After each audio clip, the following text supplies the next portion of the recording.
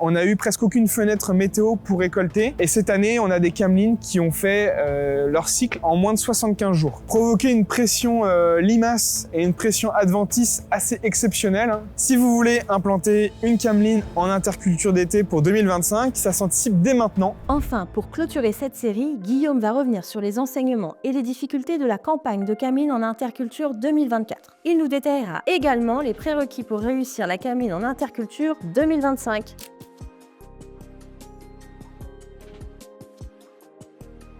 Alors après 6 années d'expérimentation de cameline, on va rebalayer un peu la campagne Cameline 2024 qui a été très mouvementée par la météo, mais qui a toujours été très riche en enseignements. Déjà, ce qu'il faut avoir en tête, c'est que le printemps très humide et le début d'été également très pluvieux a retardé les récoltes d'orge et de pois, ce qui a également retardé les semis de cameline et malheureusement toutes les intentions de semis de cameline n'ont pas pu se concrétiser puisque la date limite c'était de semer avant le 10 juillet. L'autre point, c'est que les sols étaient très engorgés et donc les moissons ont pas mal abîmé les champs.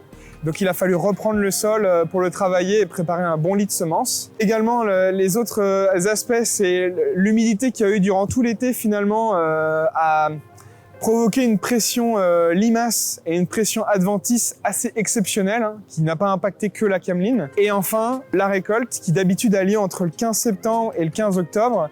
Et bien cette année, on a eu presque aucune fenêtre météo pour récolter.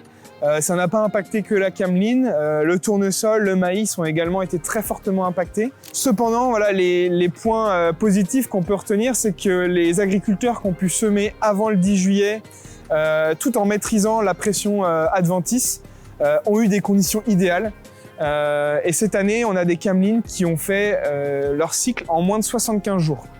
Ce qui est assez exceptionnel, c'est la caractéristique de cette culture. On a eu des rendements qui allaient de 5 à 10 quintaux et on espère que les prochaines récoltes vont être meilleures, mais l'égrainage, à cause des précipitations très abondantes, a dû impacter un peu le rendement. Dans le passé, on a toujours fait chaque année 15 quintaux hectares sur certaines parcelles, ce qui montre un peu le potentiel de rendement maximal qui peut être atteint. Et donc cette année, on a également mis en place plusieurs expérimentations, notamment sur le mode d'implantation, que ce soit semi-direct à disque, semi-direct à dents, mais aussi des implantations avec travail du sol. Donc on est en train de synthétiser tous ces retours d'expérience et ça va nous permettre d'affiner notre itinéraire technique, préciser notre cahier des charges et améliorer, on l'espère, le taux de réussite de la culture chez les agriculteurs. Pour 2025, notre objectif, c'est d'augmenter le nombre d'agriculteurs en espérant qu'ils soient nombreux à être motivés pour développer cette nouvelle culture de cameline en interculture.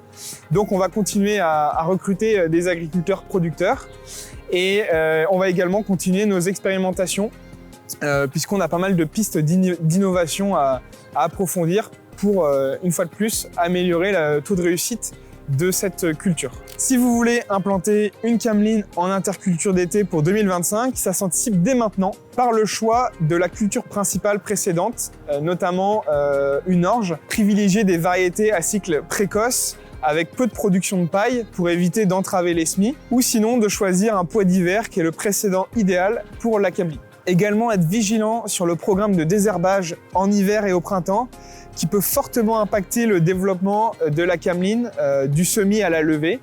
Et donc, on a plusieurs molécules qui sont interdites ou déconseillées qu'on retrouve dans notre itinéraire technique sur notre site internet. Donc la cameline, ça s'anticipe dès maintenant et vous pouvez dès à présent aller sur notre site internet et retrouver les contacts de nos équipes qui vont vous accompagner pour le développement de ce projet. Ensemble, construisons les filières d'avenir qui rémunèrent mieux les efforts des agriculteurs engagés dans des pratiques plus durables.